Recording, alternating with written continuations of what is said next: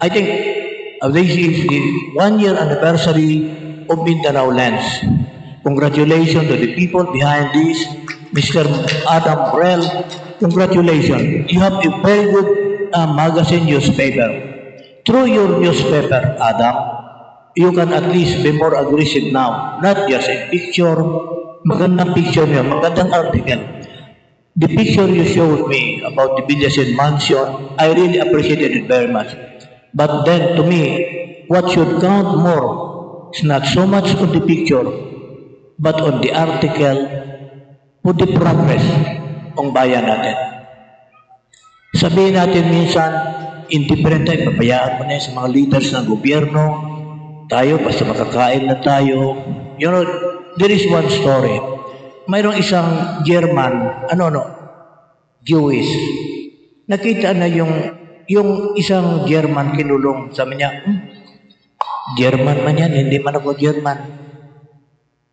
Sunod, nakikita naman siya, kinulong yung isang Greek. Sabi niya, Greek man yan, hindi man ako.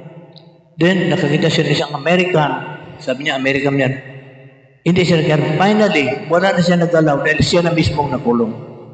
My point is this, baka someday, hindi tayo kikilos sa mga problema natin.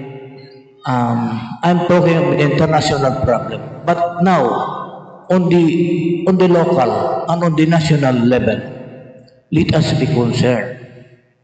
Why I'm telling you this? Because you are a good medium to improve a country, to improve a person, to improve a family. You know, there is politics everywhere. Even in the family, there is politics.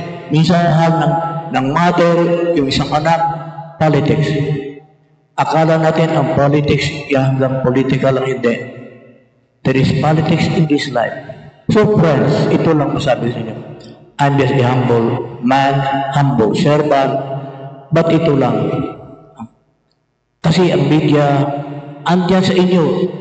It is said that a pen is mightier than the sword. Mas mabigat ang pen, yung sulat nyo, kaysa espada.